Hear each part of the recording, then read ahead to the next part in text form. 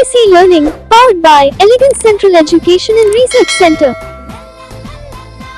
Hi കുട്ടികളെ, ഇന്ന് നമ്മൾ മനസ്സിലാക്കാൻ പോകുന്നത് 7ാം ക്ലാസ്സിലെ സോഷ്യൽ സയൻസിലെ ആദ്യത്തെ ചാപ്റ്ററായ മിഡീവൽ ഇന്ത്യ, മധ്യകാല ഇന്ത്യ എന്ന പാഠഭാഗത്തിൻ്റെ 3ാം ഭാഗമാണ്.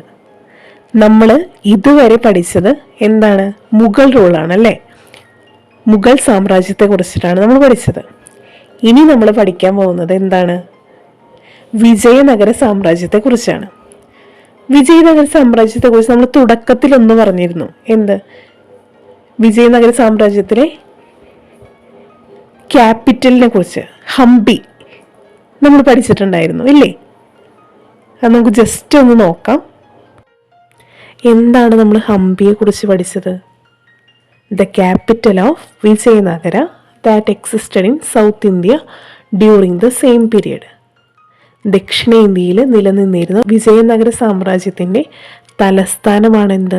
ഹംപി എന്ന് പറയുന്നത് അല്ലേ. അതുപോലെ എന്താ? Built in Dravidian sculpture format, ദ്രാവിഡ ശില്പരീതിയിലാണ് ഹംപിയുടെ നിർമ്മാണം. Situated in eastern part of Karnataka on the banks of Tungabhadra river. കിഴക്കൻ കർണാടകത്തിലെ തുംഗഭദ്ര നദിയുടെ തീരത്താണ് ഹംപി സ്ഥിതി ചെയ്യുന്നത്. Established in 1336. എപ്പോഴാണ് ഹംപി നഗരം സ്ഥാപിക്കപ്പെട്ടത്? 1336. പിന്നെ എന്താണ് പഠിച്ചത്? UNESCO included Hampi as a world heritage centre in the list. യുനെസ്കോയുടെ പട്ടിക പ്രകാരമുള്ള ലോക പൈതൃക സ്ഥാനം ആണ് ഉള്ളത് അല്ലേ. പിന്നെ എന്താണ് നമ്മൾ പഠിച്ചത്? Group of temples and monuments built during this period of Harihara to Sadashivaraya between 1336 to 1570. അതായത് 1336 മുതൽ 1570 ഇടയിൽ ഹരിഹര മുതൽ സദാശിവരായ വരെയുള്ളവരുടെ കാലത്ത് നിർമ്മിക്കപ്പെട്ട ക്ഷേത്രങ്ങൾ ഉൾപ്പെടെയുള്ള ഒരു കൂട്ടം നിർമ്മിതികൾ എവിടെ ഉണ്ടായിട്ടുണ്ട്? ഹംപിയിലുണ്ട്. അപ്പോൾ ഇതാണ് നമ്മൾ വിജയനഗര സാമ്രാജ്യത്തിലെ ക്യാപിറ്റലായ ഹംപിയെക്കുറിച്ച് നമ്മൾ പഠിച്ചത്. ഇനി നമ്മൾ പഠിക്കാൻ പോകുന്നത് എന്താണെന്ന് വെച്ച് കഴിഞ്ഞാൽ വിജയനഗര റൂളിനെ കുറിച്ചിട്ടാണ്. എന്താണ് പഠിക്കുന്നത്? വിജയനഗര റൂൾ, അതായത് വിജയനഗര ഭരണം. എങ്ങനെയാണ് വിജയനഗര ഭരണം എന്നുള്ളതാണ് നമ്മൾ പഠിക്കാൻ പോകുന്നത്. ഓക്കെ, ഇനി ഈ ചിത്രം ഒന്ന് നോക്കിക്കേ.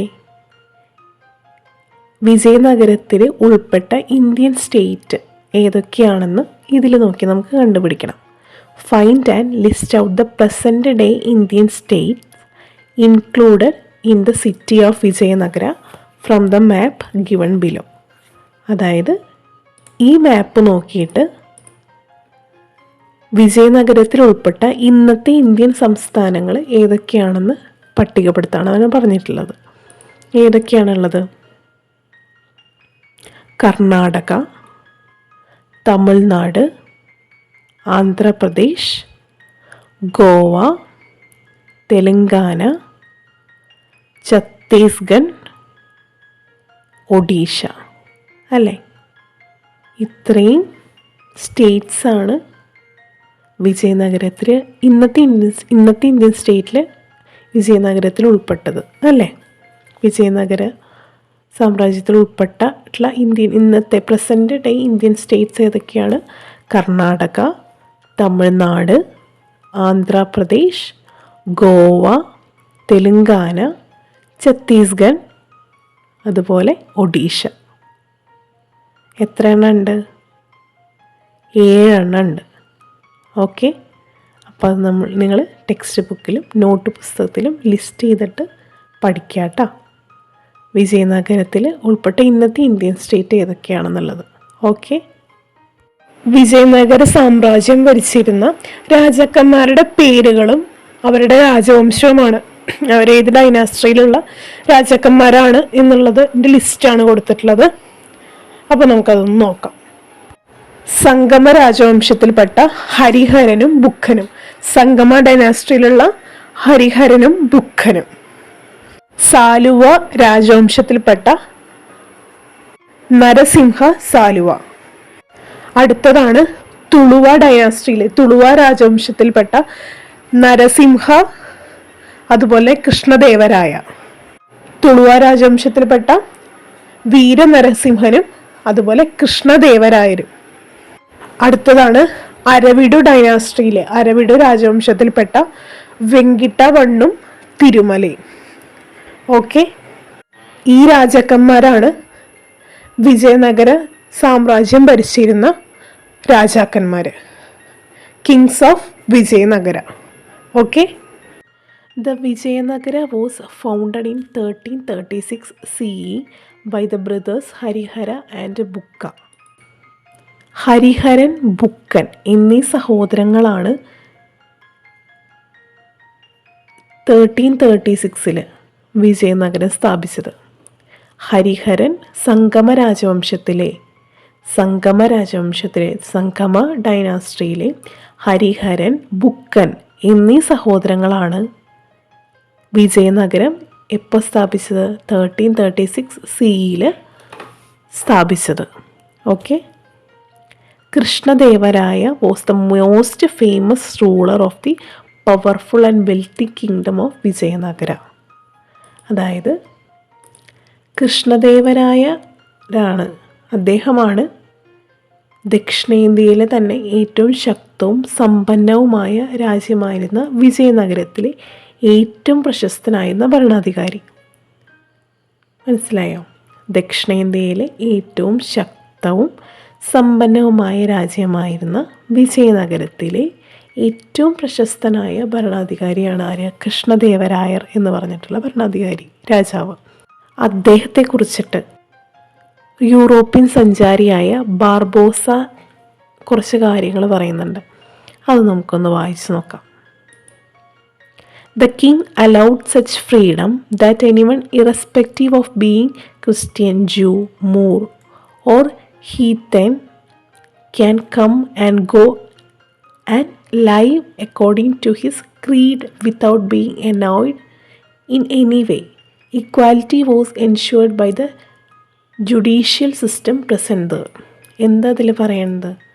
ഏതൊരാൾക്കും യാതൊരു അസ്വാരസ്യവുമില്ലാതെ ക്രിസ്ത്യാനിയെന്നോ ജൂതനെന്നോ മൂറെന്നോ കിരാതനെന്നോ വ്യത്യാസമില്ലാതെ തൻ്റെ വിശ്വാസം നിലനിർത്തിക്കൊണ്ട് വന്നു പോകുന്നതിനും ജീവിക്കുന്നതിനും യാതൊരു തടസ്സവും ഇല്ലാത്ത വിധം രാജാവ് സ്വാതന്ത്ര്യം അനുവദിച്ചിരുന്നു. രാജ്യത്തെ നീതിന്യായ വ്യവസ്ഥയും സമത്വം നിറഞ്ഞതാണ്. അതാണ് ബർബോസ, യൂറോപ്യൻ സഞ്ചാരിയായ ബർബോസ കൃഷ്ണദേവരായരെ കുറിച്ചിട്ട് പറഞ്ഞിട്ടുള്ളത്. ഓക്കെ, അതായത് അദ്ദേഹം ജാതിമത ഭേദമന്യേ എല്ലാവരോടും ഒരേപോലെയാണ് നിന്നിരുന്നത്. അവിടെ ഒരു വ്യത്യാസം കാണിച്ചിട്ടില്ല. എല്ലാവർക്കും ആർക്കും ഒരു തടസ്സവും അദ്ദേഹം അനുവദിച്ചിരുന്നില്ല. എല്ലാവർക്കും സ്വാതന്ത്ര്യം അനുവദിച്ചിരുന്നു. മനസ്സിലായോ? അങ്ങനത്തെ ഒരു വ്യക്തിയായിരുന്നു ആര്?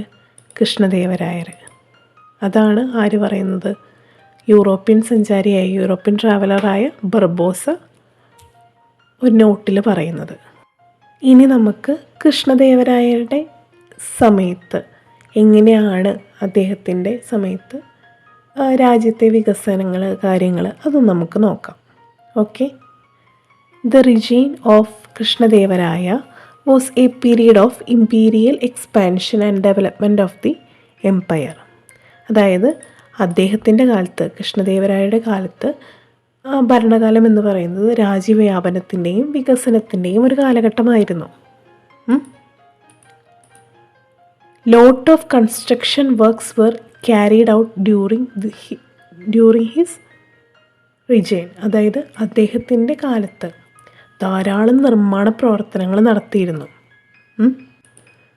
Apart from constructing more facilities in the capital city of Hampi, he also built new forts, palaces and temples.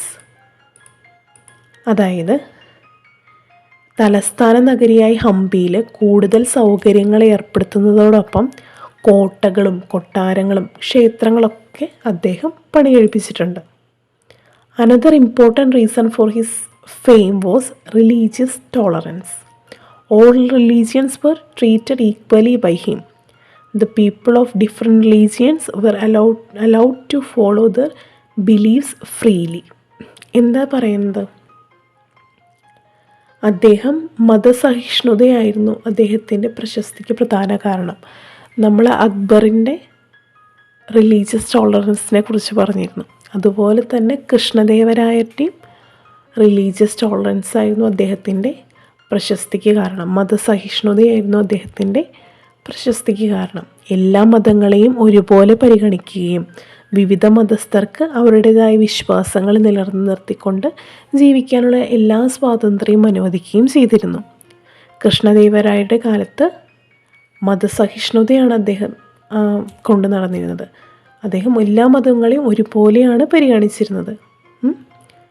എല്ലാവരുടെയും വിശ്വാസങ്ങൾ, അവരുടേതായ വിശ്വാസങ്ങൾ നിലനിർത്തിക്കൊണ്ട് ജീവിക്കാനുള്ള സ്വാതന്ത്ര്യവും അദ്ദേഹം അനുവദിച്ചിരുന്നു. Okay, next, art, literature and cultural spheres also witnessed remarkable progress under Krishnadevaraya. അതായത് കൃഷ്ണദേവരായരുടെ കാലത്ത് കലാ, സാഹിത്യ, സാംസ്കാരിക മേഖലകളും ശ്രദ്ധേയമായ പുരോഗതി കൈവരിച്ചിട്ടുണ്ടായിരുന്നു. അദ്ദേഹത്തിൻ്റെ കാലത്ത് ഏതൊക്കെയായിരുന്നു? ആർട്ട്, ലിറ്ററേച്ചർ, കൾച്ചറൽ സ്പിയേഴ്സ്, ഇതൊക്കെ റിമാർക്കബിൾ പ്രോഗ്രസ് ആണ് ഉണ്ടായിരുന്നത്. He had extraordinary scholarship and authored the works Amukta Malyada and Jambavati Kalyanam. അതായത് അസാമാന്യ പാണ്ഡിത്യമുണ്ടായിരുന്ന അദ്ദേഹം അമുക്തമാല്യത, ജാംബാവതി കല്യാണം എന്നീ കൃതികൾ രചിച്ചിട്ടുണ്ട്. He promoted Telugu, Kannada and Tamil literature. അതായത് തെലുങ്ക്, കന്നഡ, തമിഴ് സാഹിത്യങ്ങളെ അദ്ദേഹം പ്രോത്സാഹിപ്പിച്ചിരുന്നു. Scholars known as Ashtadiggajas adorned the court of Krishnadevaraya. അതായത് അഷ്ടദിഗ്ഗജങ്ങൾ എന്നറിയപ്പെടുന്ന പണ്ഡിതർ കൃഷ്ണദേവരായരുടെ സദസ്സിനെ അലങ്കരിച്ചിരുന്നു. അപ്പോൾ അദ്ദേഹത്തിൻ്റെ സദസ്സിന് അലങ്കരിച്ചിരുന്നത് ആരായിരുന്നു? അഷ്ടദിഗ്ഗജങ്ങൾ എന്ന് പറയുന്ന പണ്ഡിതരായിരുന്നു. അഷ്ടദിഗ്ഗജങ്ങൾ എന്ന് പറയുന്ന സ്കോളേഴ്സായിരുന്നു അദ്ദേഹത്തിൻ്റെ കോർട്ടിനെ അലങ്കരിച്ചിരുന്നത്. ഓക്കെ, ഇതാണ് കൃഷ്ണദേവരായരെ കുറിച്ചിട്ട് പറയുന്ന കുറച്ച് കാര്യങ്ങൾ. അപ്പം ഒന്നും കൂടി പറയാം. കൃഷ്ണദേവരായരുടെ ഭരണകാലം രാജ്യവ്യാപനത്തിനും വികസനത്തിൻ്റെയൊക്കെ ഒരു കാലഘട്ടമായിരുന്നു. കുറേയധികം നിർമ്മാണ പ്രവർത്തനങ്ങൾ അദ്ദേഹം നടത്തിയിട്ടുണ്ട്. തലസ്ഥാന നഗരിയായ ഹംപിയിൽ കുറേ സൗകര്യങ്ങൾ ഏർപ്പെടുത്തുന്നതോടൊപ്പം കോട്ടകളും കൊട്ടാരങ്ങളും ക്ഷേത്രങ്ങളൊക്കെ പണികഴിപ്പിച്ചിട്ടുണ്ട്. അതുപോലെ റിലീജിയസ് ടോളറൻസ്, മതസഹിഷ്ണുതയായിരുന്നു അദ്ദേഹം കൊണ്ടു നടന്നിരുന്നത്. എല്ലാ മതങ്ങളെയും ഒരുപോലെ അദ്ദേഹം പരിഗണിച്ചിരുന്നു. വിവിധ മതസ്ഥർക്ക് അവരുടേതായ വിശ്വാസങ്ങൾ നിലനിർത്തിക്കൊണ്ട് ജീവിക്കാനുള്ള സ്വാതന്ത്ര്യം അദ്ദേഹം അനുവദിച്ചിരുന്നു. അതുപോലെ കൃഷ്ണദേവരായരുടെ കാലത്ത് കലാ, സാഹിത്യ, സാംസ്കാരിക മേഖലകളും ശ്രദ്ധേയമായ പുരോഗതി കൈവരിച്ചിട്ടുണ്ടായിരുന്നു. അതുപോലെ അദ്ദേഹം അസാമാന്യമായൊരു പാണ്ഡിത്യം ഉള്ള ആളായിരുന്നു. അതുകൊണ്ട് അദ്ദേഹം 2 കൃതികൾ അദ്ദേഹം രചിച്ചിട്ടുണ്ട്. അമുക്തമാല്യത, ജാംബാവതി കല്യാണം എന്ന 2 കൃതികൾ അദ്ദേഹം രചിച്ചിട്ടുണ്ട്. തെലുങ്ക്, കന്നഡ, തമിഴ് സാഹിത്യങ്ങളെ അദ്ദേഹം പ്രോത്സാഹിപ്പിച്ചിട്ടുണ്ട്. അത് അദ്ദേഹത്തിൻ്റെ സദസ്സിനെ അലങ്കരിച്ചിരുന്ന ആരായിരുന്നു? അഷ്ടദിഗ്ഗജങ്ങൾ എന്ന് പറയുന്ന പണ്ഡിതന്മാരായിരുന്നു. ഓക്കെ, ഇനി ടെക്സ്റ്റ് ബുക്കിൽ ഒരു ക്വസ്റ്റ്യൻ കൊടുത്തിട്ടുണ്ട്. Compare the religious policies of Akbar and Krishnadevaraya and prepare a note. അതായത് അക്ബറിൻ്റെയും കൃഷ്ണദേവരായരുടെയും മതനയം താരതമ്യം ചെയ്ത് ഒരു കുറിപ്പ് എഴുതാൻ പറഞ്ഞിട്ടുണ്ട്. അപ്പം നമുക്ക് നോക്കാം. Akbar and Krishnadevaraya are 2 rulers who never discriminated people on the basis of religion in their country. എന്താ അതിൽ പറയുന്നത്? തങ്ങളുടെ രാജ്യത്ത് മതത്തിൻ്റെ അടിസ്ഥാനത്തിൽ യാതൊരു വേർതിരിവും ഒരു ഡിസ്ക്രിമിനേഷനും കാണിക്കാത്ത 2 ഭരണാധികാരികളായിരുന്നു ആരൊക്കെ? അക്ബറും കൃഷ്ണദേവരായരും. ഓക്കെ, ഫസ്റ്റ് പോയിന്റ് കിട്ടിയില്ലേ? Next point, these 2 rulers gave people the right to respect the different religious beliefs of the country and to live freely according to their own beliefs. എന്താ അതിൽ പറയുന്നത്? രാജ്യത്തെ വ്യത്യസ്തങ്ങളായ മതവിശ്വാസങ്ങളെ ബഹുമാനിക്കുവാനും വിവിധ വിശ്വാസങ്ങൾക്കനുസരിച്ച് സ്വാതന്ത്ര്യത്തോടെ ജനങ്ങൾക്ക് ജീവിക്കുവാനുമുള്ള അവകാശം ഈ 2 ഭരണാധികാരികളും നൽകിയിരുന്നു. ഓക്കെ, ഓരോ രാജ്യത്തെ വ്യത്യസ്തങ്ങളായ മതവിശ്വാസങ്ങളെ ബഹുമാനിക്കുവാനും വിവിധ വിശ്വാസങ്ങൾക്കനുസരിച്ച് സ്വാതന്ത്ര്യത്തോടെ ജനങ്ങൾക്ക് ജീവിക്കുവാനുള്ള അവകാശം ഈ 2 ഭരണാധികാരികളും, അതായത് അക്ബറും കൃഷ്ണദേവരായരും നൽകിയിരുന്നു. Okay, these 2 rulers gave people the right to respect the different religious beliefs of the country and to live freely according to their own beliefs. Okay. Next point. Both these 2 rulers held discussions with religious scholars on religious beliefs and accepted the basic sense that all religions lead to the same goal. എന്താ അതിൽ പറയുന്നത്? മതവിശ്വാസങ്ങളുടെ കാര്യത്തിൽ ഈ പണ്ഡിതന്മാരുമായിട്ട് ചർച്ചകൾ നടത്തുന്നതിനും എല്ലാ മതങ്ങളും ഒരേ ലക്ഷ്യത്തിലേക്കാണ് നയിക്കുന്നതെന്നുള്ള അടിസ്ഥാന ബോധമാണ് ഈ 2 ഭരണാധികാരികളും മുന്നോട്ട് നയിച്ചിരുന്നത്. ഓക്കെ, അവർ അവിടുത്തെ റിലീജിയസ് സ്കോളേഴ്സായിട്ട് ഡിസ്കഷൻസ് നടത്തുകയും എന്തിനെ പറ്റി, റിലീജിയസ് ബിലീഫ്സിനെ പറ്റിയിട്ടൊക്കെ, അതായത് മതവിശ്വാസങ്ങളെ പറ്റിയിട്ടൊക്കെ അവിടെ ഡിസ്കഷൻസ്, ചർച്ചകൾ നടത്തുകയും അതുപോലെ തന്നെ എല്ലാ മതങ്ങളും ഒരേ ലക്ഷ്യത്തിലേക്കാണ് നയിക്കുന്നത്, ഒരേ ലക്ഷ്യം എല്ലാ മതങ്ങൾക്കും ഒരേ ലക്ഷ്യമാണ് എന്നുള്ള കാര്യം എല്ലാവരെയും ഉത്ബോധിപ്പിക്കുകയും, അതായത് ഒരേ ലക്ഷ്യത്തിലേക്കാണ് നയിക്കുന്നതുമുള്ള അടിസ്ഥാന ബോധമാണ് ഈ 2 ഭരണാധികാരികളും നിലനിർത്തി പോന്നിരുന്നതെന്ന്. Accepted the basic sense that all religions lead to same goal. Okay. Next point. Also, it should be assumed that the interest that they had in the field of knowledge and literature helped both of them in formulating policies in a broader manner. എന്താ അതിൽ പറയുന്നത്? വൈജ്ഞാനിക മേഖലയിലും സാഹിത്യത്തിലും ഇവർ പുലർത്തിയിരുന്ന താല്പര്യം കൂടുതൽ വിശാലതയോടെ നയങ്ങൾ രൂപീകരിക്കുന്നതിനും 2 പേരെയും സഹായിച്ചിരുന്നു. ഈ 2 പേർക്കും, 2 ഭരണാധികാരികൾക്കും വൈജ്ഞാനിക മേഖലയിലും സാഹിത്യത്തിലും നല്ലവണ്ണം താല്പര്യമുണ്ടായിരുന്നു. അതുകൊണ്ട് തന്നെ അവർക്ക് വിശാലതയോടെയുള്ള, നല്ല തുറന്ന് നയങ്ങൾ രൂപീകരിക്കുന്നതിനൊക്കെ അവർക്ക് സാധിച്ചിരുന്നു എന്നാണ് പറയുന്നത്. The interest that they had in the field of knowledge and literature helped both of them in formulating policies in a broader manner. വിശാലതയോടെ അവർക്ക് പോളിസീസൊക്കെ ഫോർമുലേറ്റ് ചെയ്യാൻ വേണ്ടിയിട്ട് അവരെ സഹായിച്ചിരുന്നു. എന്തുകൊണ്ട്? അവർക്ക് എന്തിലുള്ള ഇൻട്രസ്റ്റ് കൊണ്ട്? Field of knowledge and literature. Okay, next point. There is no doubt that both the rulers have practically used the invaluable knowledge gained from the discussions in the scholarly gatherings in their policy making and protection of faith. എന്താ അതിൽ പറയുന്നത്? പണ്ഡിത സദസ്സുകളിലെ ചർച്ചകളിൽ നിന്നും ലഭിച്ചു വന്നിരുന്ന അമൂല്യമായ അറിവുകൾ 2 ഭരണാധികാരികളും തങ്ങളുടെ നയരൂപീകരണത്തിലും വിശ്വാസ സംരക്ഷണത്തിലും പ്രായോഗികമായി ഉപയോഗിച്ചിട്ടുണ്ട്. അതായത് റിലീജിയസ് സ്കോളേഴ്സൊക്കെ തമ്മിൽ ചർച്ചകളും ഡിസ്കഷൻസൊക്കെ ഉണ്ടാവും. അപ്പോൾ അവിടെ നിന്ന് ലഭിച്ചിരുന്ന അമൂല്യ അറിവുകൾ അവർ തട്ടിക്കളയല്ല ചെയ്തിട്ടുള്ളത്. അവരെന്ത് ചെയ്തു? ആ രണ്ട് ഭരണാധികാരികളും തങ്ങളുടെ നയരൂപീകരണത്തിലും വിശ്വാസ സംരക്ഷണത്തിലും പ്രയോഗിച്ചിരുന്നു. എവിടേക്കാണ്? പോളിസി മേക്കിങ്ങിലും പ്രൊട്ടക്ഷൻ ഓഫ് ഫെയ്ത്ത്, അവരുടെ വിശ്വാസ സംരക്ഷണത്തിലും ഉപയോഗിച്ചിരുന്നു എന്നാണ് പറയുന്നത്. അപ്പോൾ ഈ കാരണങ്ങളൊക്കെ കൊണ്ടാണ് എന്ത് യൂറോപ്യൻ സഞ്ചാരികൾ, അതായത് ഇന്ത്യ സന്ദർശിച്ചിട്ടുള്ള സഞ്ചാരികൾ ഈ രണ്ട് ഭരണകാലങ്ങളെയും ഒരുപോലെ വിലയിരുത്തിയിട്ടുള്ളത്. Okay, the travelers who visited India during these times have evaluated these two periods in the same way. എന്തൊക്കെയാണ്?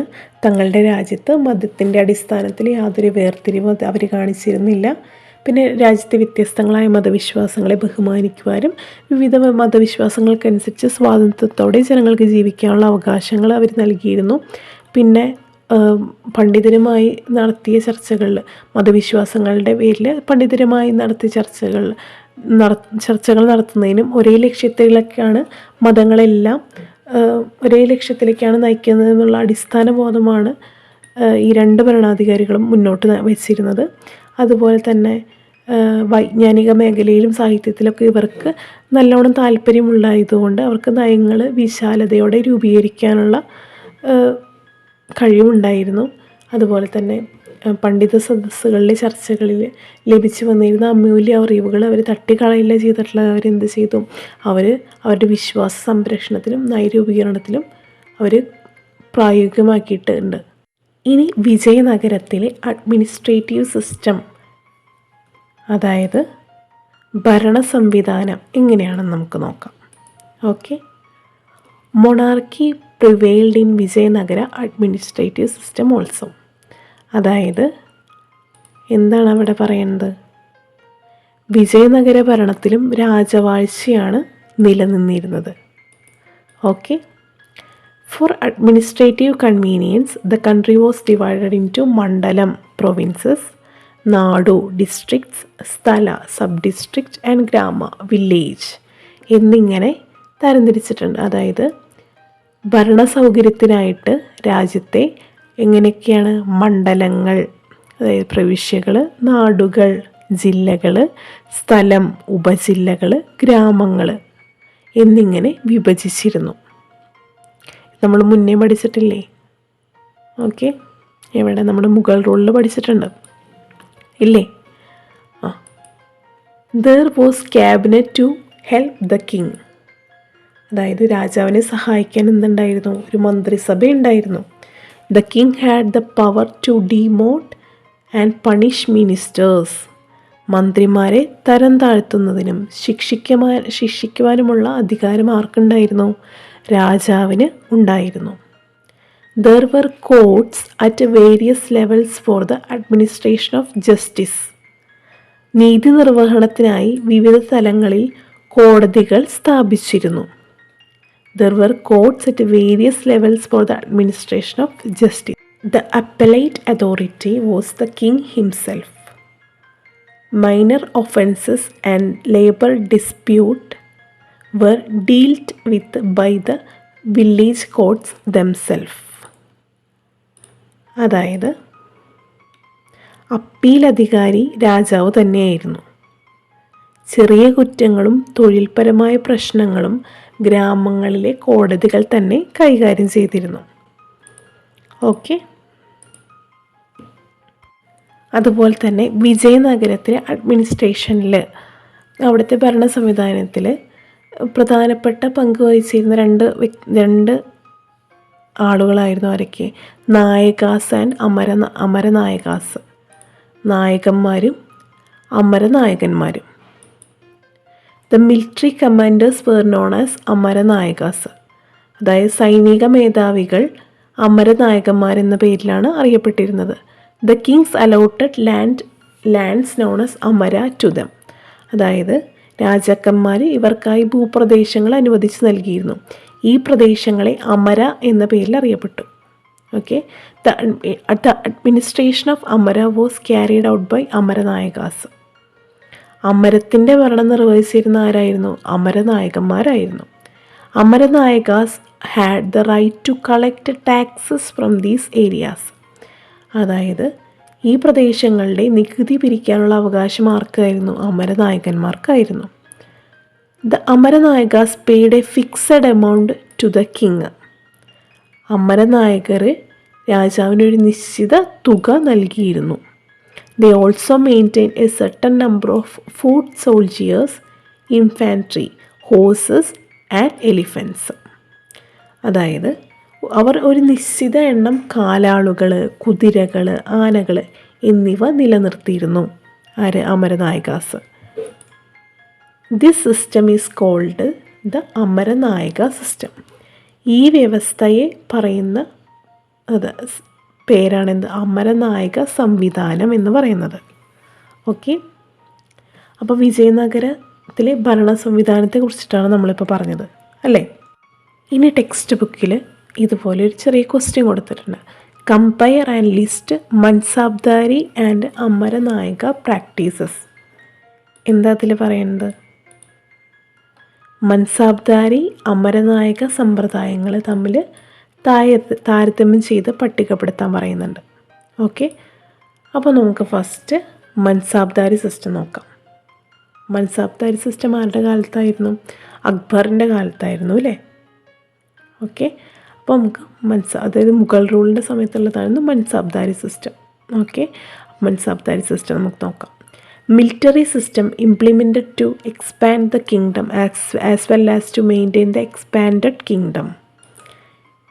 എന്താ പറയേണ്ടത് അതിൽ? മൻസാബ്ദാരി സമ്പ്രദായത്തിൽ രാജഭരണം നിലനിർത്താനുള്ള സുശക്തമായ സൈനിക സംവിധാനം ഉണ്ടായിരുന്നു എന്ന്. Okay, military system implemented to expand the kingdom as well as to maintain the expanded kingdom. Okay, next പോയിൻ്റാണ് ആക്യുറേറ്റ് റാങ്കിങ്. അതായത് കൃത്യമായ റാങ്കിങ് അവിടെ ഉണ്ടായിരുന്നു. Okay, the title mansab refers to the number of cavalry each officer required to maintain. അതായത് ranking അടിസ്ഥാനത്തിൽ ഓരോ ഉദ്യോഗസ്ഥനും നിലനിർത്തേണ്ട പട്ടാളക്കാരുടെ എണ്ണം നിജപ്പെടുത്തിയിരുന്നു എന്ന്. Okay, next point, the rank of mansab was determined by the number of soldiers to B maintained. നിലനിർത്തേണ്ട കുതിരപ്പട്ടാളക്കാരുടെ എണ്ണം മൻസാബ് എന്നാണ് അറിയപ്പെട്ടിരുന്നത്. നിലനിർത്തേണ്ട കുതിരപ്പട്ടാളക്കാരുടെ എണ്ണം മൻസാബ് എന്ന് അറിയപ്പെട്ടു. Okay, mansabdars were allotted land according to the ranks. അതായത് മൻസാബ്ദാർമാർക്ക് പദവിക്കനുസരിച്ച് ഭൂമി പതിച്ച് നൽകിയിരുന്നു. Mansabdar were maintain his army by collecting tax from land allotted to them. അതായത് നമ്മൾ അമരനായക സിസ്റ്റത്തിൽ പഠിച്ചില്ലേ, അതുപോലെ തന്നെ ഇതിൽ നികുതി കൊണ്ടാണ് മൻസാബ്ദാർ സൈന്യത്തെ നിലനിർത്തിയിരുന്നത്. Okay, the system was implemented as an alternative to maintain army paying directly from the state exchequer. അതായത് സർക്കാർ ഖജനാവിൽ നിന്നും പണം ചെലവഴിച്ചിരുന്നില്ല എന്ന്. അവർ പിരിച്ചെടുക്കുന്ന നികുതി കൊണ്ടാണ് അവരവരുടെ സൈന്യത്തെ നിലനിർത്തിയിരുന്നത്. Okay, achieved the objective of support of nobles and military.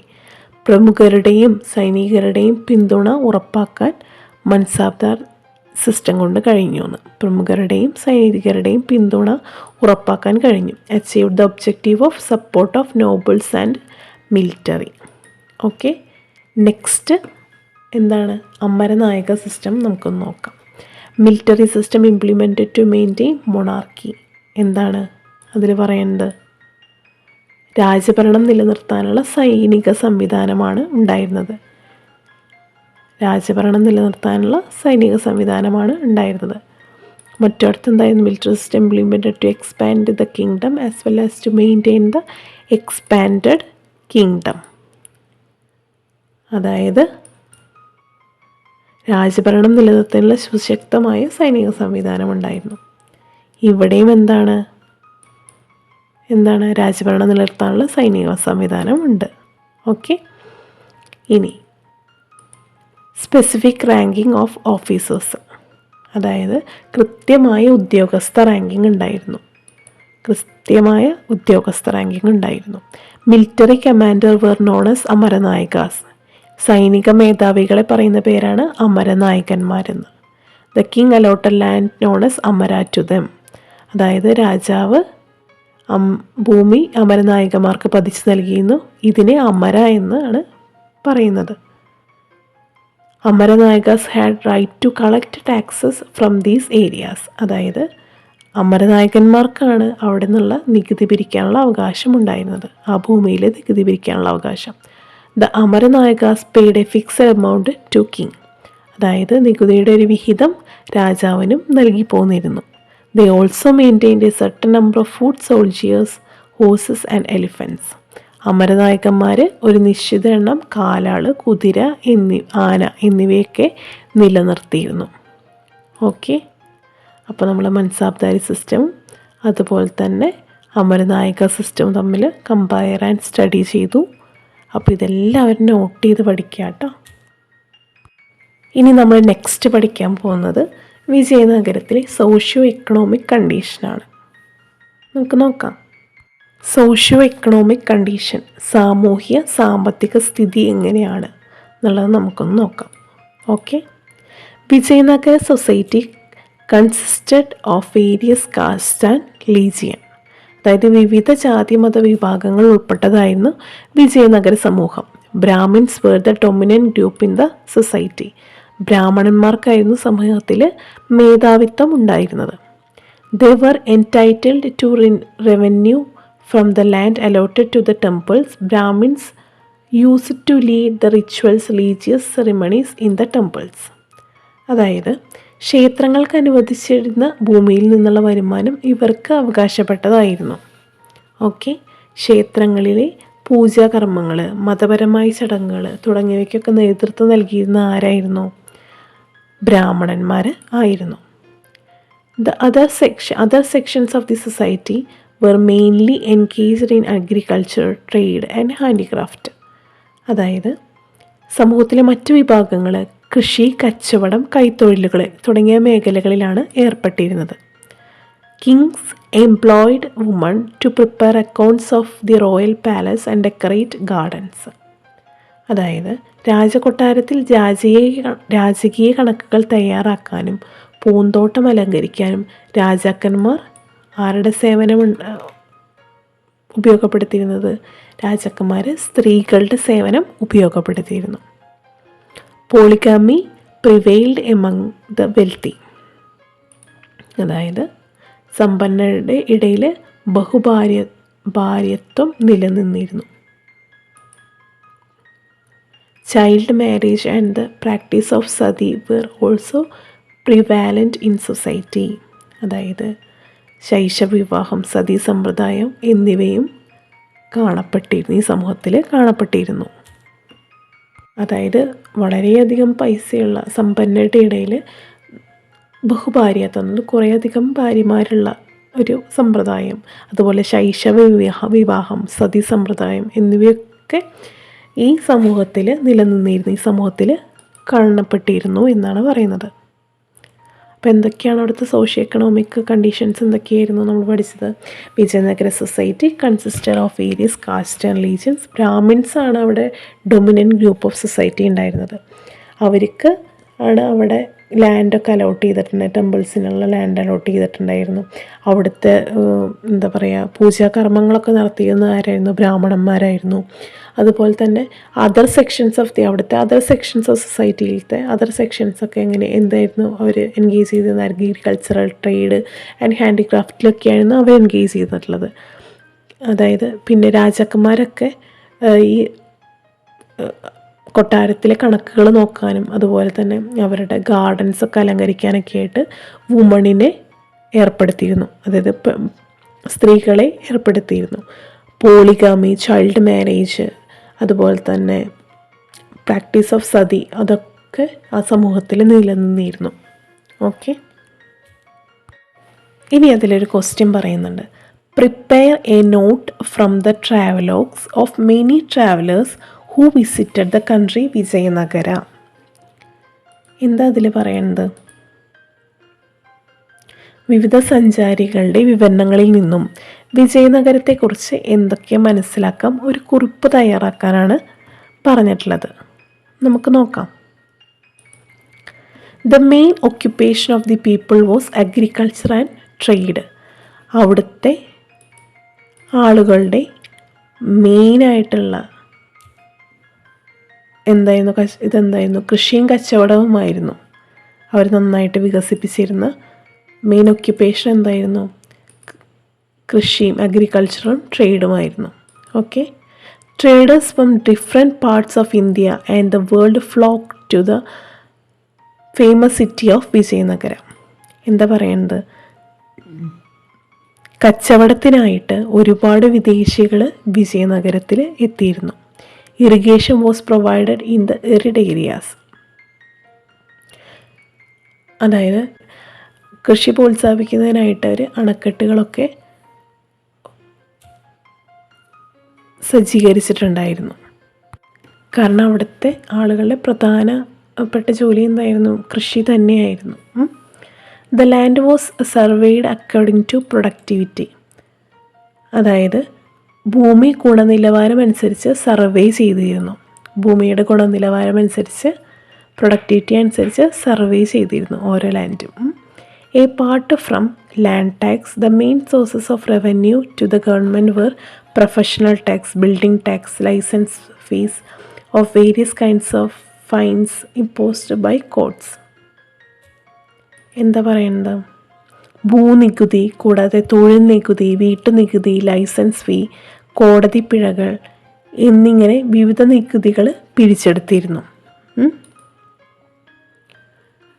The Portuguese and the Arabs had monopoly over foreign trade. എന്താ പറയുന്നത്? പോർച്ചുഗീസുകാർക്കും അറബികൾക്കുമായിരുന്നു വിദേശ വ്യാപാരത്തിൻ്റെ കുത്തകയുണ്ടായിരുന്നത്. Okay. Trade was also done with China and Sri Lanka. അതായത് ചൈന, ശ്രീലങ്ക എന്നിവരുമായിട്ടും എന്തുണ്ടായിരുന്നു? ഒരു വ്യാപാര ബന്ധം ഉണ്ടായിരുന്നു. Okay. All religions were treated equally. Society consisted of various religions and castes. അതായത് ജാതിമത വിഭാഗങ്ങൾ, വിവിധ ജാതിമത വിഭാഗങ്ങൾ ഉൾപ്പെട്ട സാമൂഹിക ജീവിതമാണ് ഉണ്ടായിരുന്നത്. അവിടെ ആർക്കായിരുന്നു മുൻഗണന? Brahmins were the dominant groups in the society. അവിടെ ആർക്കായിരുന്നു മുൻഗണന? ബ്രാഹ്മണന്മാർക്കായിരുന്നു അല്ലേ. അതുപോലെ തന്നെ polygamy, child marriage, sati prevailed. അതായത് ബഹുഭാര്യാത്വം, ശൈശവവിവാഹം, സതി എന്നിവ നിലനിന്നിരുന്നു. ഓക്കെ. ഇതാണ് വിവിധ സഞ്ചാരികളുടെ വിവരണങ്ങളിലൊക്കെ വിജയനഗരത്തെക്കുറിച്ച് പറഞ്ഞിട്ടുള്ള പ്രധാനപ്പെട്ട കാര്യങ്ങൾ. ഓക്കെ. അപ്പോൾ അവിടെ അഗ്രികൾച്ചറും ട്രേഡുമായിരുന്നു പ്രധാനപ്പെട്ട ഓക്യുപ്പേഷൻ ആളുകളുടെ. അതുപോലെ തന്നെ കച്ചവടത്തിനായിട്ട് ഒരുപാട് ഫോറിൻ ആൾക്കാർ വിജയനഗരത്തിൽ എത്തിച്ചേർന്നിട്ടുണ്ട്. പിന്നെ അവിടെ കുറേ അണക്കെട്ടുകളൊക്കെ സജ്ജീകരിച്ചിട്ടുണ്ട് കൃഷിക്ക് വേണ്ടിയിട്ട്. പിന്നെ ഭൂമിയുടെ ഗുണനിലവാരം അനുസരിച്ച് ലാൻഡ് സർവേ ചെയ്ത് കൊടുത്തിട്ടുണ്ട്. അതുപോലെ കുറേയധികം ഭൂനികുതി കൂടാണ്ട് തന്നെ തൊഴിൽ നികുതി, വീട്ടുനികുതി, ലൈസൻസ്, കോടതി പിഴകൾ എന്നിങ്ങനെ കുറേ നികുതികൾ പിരിച്ചെടുത്തിട്ടുണ്ടായിരുന്നു. പോർച്ചുഗീസുകാരും അറബികൾക്കുമൊക്കെ ആണ് വിദേശ വ്യാപാരത്തിൻ്റെ കുത്തക ഉണ്ടായിരുന്നത്. പിന്നെ ചൈനയും ശ്രീലങ്കയായിട്ട് അവർക്ക് ഒരു വ്യാപാര ബന്ധം ഉണ്ടായിരുന്നു. പിന്നെന്തായിരുന്നു? ജാതിമത വിഭാഗങ്ങൾ ഉൾപ്പെട്ട ഒരു സാമൂഹിക ജീവിതമാണ് ഉണ്ടായിരുന്നത്. പിന്നെ അവിടുത്തെ മെയിനായിട്ട് മേധാവിത്വം ഉണ്ടായിരുന്നത് ബ്രാഹ്മണന്മാർക്കായിരുന്നു. പിന്നെ അവിടെ നിലനിന്നിരുന്ന കുറച്ച് ഇതെന്തായിരുന്നു? ബഹുഭാര്യാത്വം, അതുപോലെ അതായത് സതി, ചൈൽഡ് മാരേജ്, പോളിഗാമി, ഇതൊക്കെയാണ് അവിടെ നിന്നിരുന്ന പ്രധാനപ്പെട്ട കാര്യങ്ങൾ. Okay. Cultural life of Vijayanagara. Next നമ്മൾ പഠിക്കാൻ പോകുന്നതാണ് കൾച്ചറൽ ലൈഫ് ഓഫ് വിജയനഗര. അതായത് അവിടുത്തെ സാംസ്കാരിക സമന്വയം എങ്ങനെയാണ്, സാംസ്കാരികം എങ്ങനെയാണ് എന്നുള്ളതാണ്. വിജയനഗരത്തിലെ സാംസ്കാരികമായ കാര്യങ്ങൾ എങ്ങനെയാണ് നമുക്ക് നോക്കാം. During the Vijayanagara period, the cultural life also made great progress. അതായത് വിജയനഗര കാലഘട്ടത്തിൽ സാംസ്കാരിക രംഗവും വലിയ പുരോഗതി കൈവരിച്ചിരുന്നു. Many schools were established for the study of Vedas and Shastras. അതായത് ശാസ്ത്രങ്ങളുടെയും വേദങ്ങളുടെയും ഒക്കെ പഠനത്തിന് വേണ്ടി നിരവധി സ്കൂളുകൾ, പാഠശാലകൾ സ്ഥാപിച്ചിരുന്നു. The Vijayanagara period witnessed unprecedented growth in the field of art, architecture, sculpture, literature and music. എന്താ പറയുന്നതില്ല, ഈ കല, വാസ്തുവിദ്യ, ശില്പകല, സാഹിത്യം, സംഗീതം തുടങ്ങിയ മേഖലകളിൽ വിജയനഗര കാലത്ത് വളരെയധികം വളർച്ചയുണ്ടായി എന്നാണ് പറയുന്നത്. Kings like Krishnadevaraya were patrons of art and literature. അതായത് കൃഷ്ണദേവരായരെ പോലുള്ള രാജാക്കന്മാർ കലയുടെയും സാഹിത്യത്തിൻ്റെയും സംരക്ഷകരായിരുന്നു. The Dravidian style of sculpture was dominant during this period. നമ്മൾ പഠിച്ചില്ലേ, ഹംപിയിൽ പഠിച്ചില്ലേ, അവിടെ ഏത് സ്കൾപ്ചറായിരുന്നു? ദ്രാവിഡ ശില്പകല ആയിരുന്നു അവിടെ കൂടുതലായിട്ടും പ്രാബല്യത്തിലുണ്ടായിരുന്നത്. Another important feature of Vijayanagara style of sculpture was the gigantic temple gates known as ഗോപുരംസ്. അതായത് ഗോപുരങ്ങൾ എന്നറിയപ്പെടുന്ന ഭീമാകാരങ്ങളായ ക്ഷേത്ര കവാടങ്ങളാണ് വിജയനഗര ശില്പകലയുടെ മറ്റൊരു സവിശേഷത എന്ന് പറയുന്നത്. Okay, the field of literature also made tremendous progress during this period. അതായത് സാഹിത്യരംഗവും വളരെയധികം പുരോഗതി കൈവരിച്ച ഒരു സമയമായിരുന്നു വിജയനഗരത്തിലെ ഈ സമയത്ത്. Telugu literature was most flourished one. അതായത് തെലുങ്ക് സാഹിത്യമാണ് ഏറ്റവും കൂടുതൽ വികാസം പ്രാപിച്ചത്. Numerous Sanskrit works were also translated into many regional languages during this period. എന്താ പറയുന്നത്? നിരവധി സംസ്കൃത കൃതികൾ വിവിധ പ്രാദേശിക ഭാഷകളിലേക്ക് വിവർത്തനം ചെയ്യപ്പെട്ടതൊക്കെ ഈ കാലത്തിലാണ്. സാംസ്കാരികം, അതായത് കൾച്ചറൽ ലൈഫ് ഓഫ് വിജയനഗരം എന്താണ്, അതിലെന്താണ് പറയുന്നത്? അതായത് സാംസ്കാരിക രംഗത്തിലും വളരെയധികം പുരോഗതി കൈവരിച്ചിരുന്നു. പിന്നെ വേദങ്ങളും ശാസ്ത്രങ്ങളിലൊക്കെ പഠനത്തിന് വേണ്ടി നിരവധി സ്കൂളുകൾ സ്ഥാപിച്ചു. അതുപോലെ തന്നെ കല, വാസ്തുവിദ്യ, ശില്പകല, സാഹിത്യം, സംഗീതം തുടങ്ങിയ മേഖലകളിലൊക്കെ വളരെയധികം വളർച്ചയുണ്ടായി. പിന്നെന്താ, കൃഷ്ണദേവരായരെ പോലുള്ള രാജാക്കന്മാരാണ് കലയുടെയും സാഹിത്യത്തിൻ്റെയൊക്കെ സംരക്ഷകരായിരുന്നത്. പിന്നെ ദ്രാവിഡ ശില്പരീതിയാണ് അവിടെ ഏറ്റവും കൂടുതൽ പ്രാബല്യത്തിലുണ്ടായിരുന്നത്. പിന്നെ ഗോപുരങ്ങൾ എന്നറിയപ്പെടുന്ന വളരെ വലിയ ക്ഷേത്ര കവാടങ്ങളാണ് വിജയനഗര ശില്പയുടെ മറ്റൊരു സവിശേഷത എന്ന് പറയുന്നത്. അതുപോലെ സാഹിത്യരംഗത്തും കൂടുതൽ പുരോഗതി കൈവരിച്ചിട്ടുണ്ട്. തെലുങ്ക് സാഹിത്യമാണ് അവിടെ കൂടുതൽ വികാസം പ്രാപിച്ചത്.